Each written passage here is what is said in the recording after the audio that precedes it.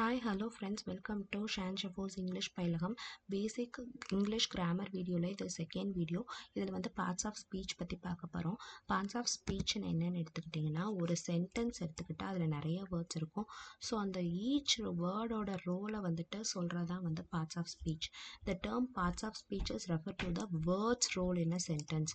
ஒவ்வொரு சென்டென்ஸ் எடுத்துக்கிட்டிங்கன்னா அதில் இருக்க வேர்ட்ஸோட ரோலை எக்ஸ்பிளைன் பண்ணது தான் பார்ட்ஸ் ஆஃப் ஸ்பீச். இந்த பார்ட்ஸ் ஆஃப் ஸ்பீச்சை வந்து தமிழில் சொல்லிலக்கண கூறுகள்னு சொல்லுவாங்க.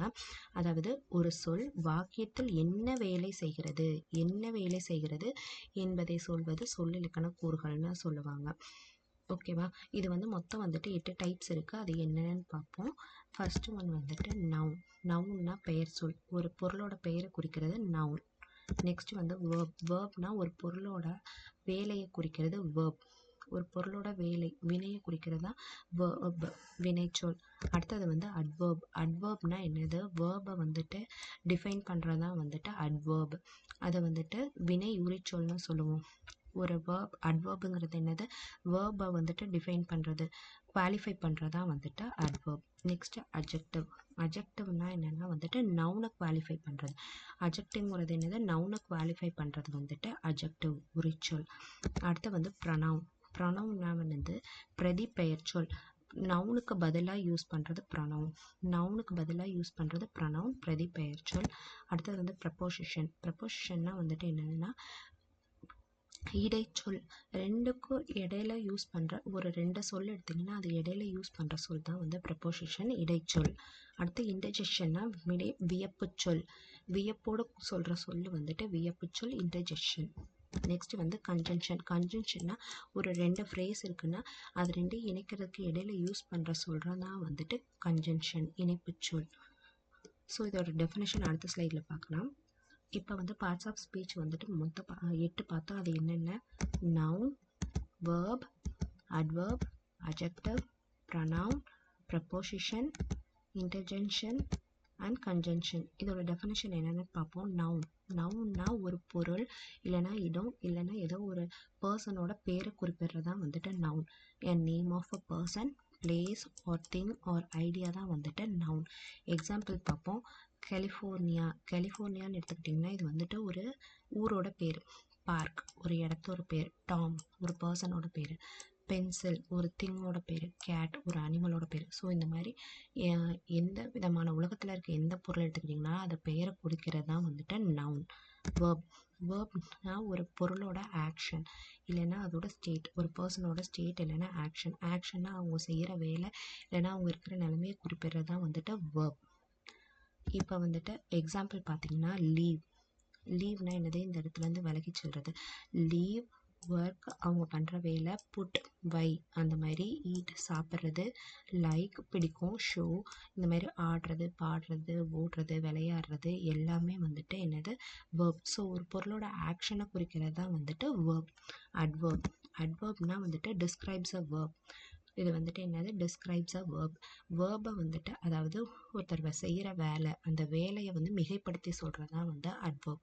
இப்போ எக்ஸாம்பிளுக்கு பார்த்தீங்கன்னா சைலண்ட்லி. He speaks silently.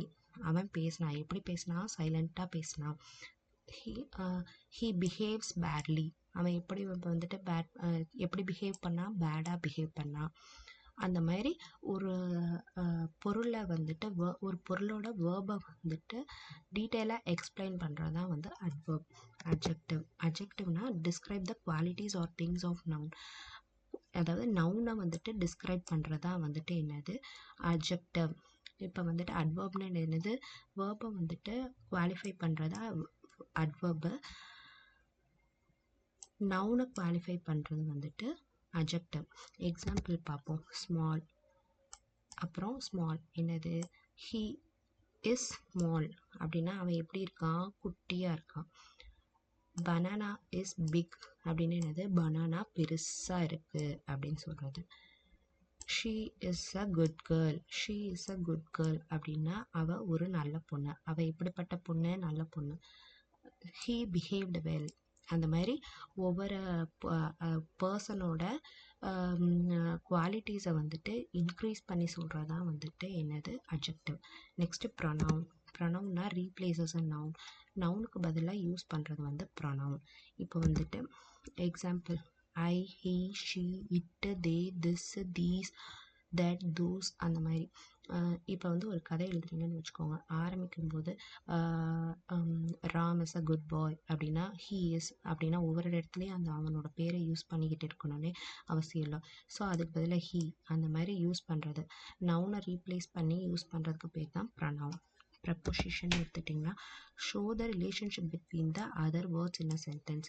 ரெண்டு வேர்ட்ஸுக்கு இருக்கிற ரிலேஷன்ஷிப்பை வந்துட்டு டிஃபைன் பண்ணுறது தான் என்னது ப்ரப்போசிஷன். எக்ஸாம்பிள் பார்த்தீங்கன்னா at, in, of, on, after. இப்போ ஒரு பென் இருக்குது, டேபிள் இருக்குது. I put this pen on the table. நான் இந்த பெண்ணை டேபிள் மேலே வச்சேன். ஸோ அந்த டேபிளுக்கும் அந்த பெண்ணுக்குமான ரிலேஷனை சொல்கிறது தான் வந்துட்டு ப்ரப்போசிஷன்.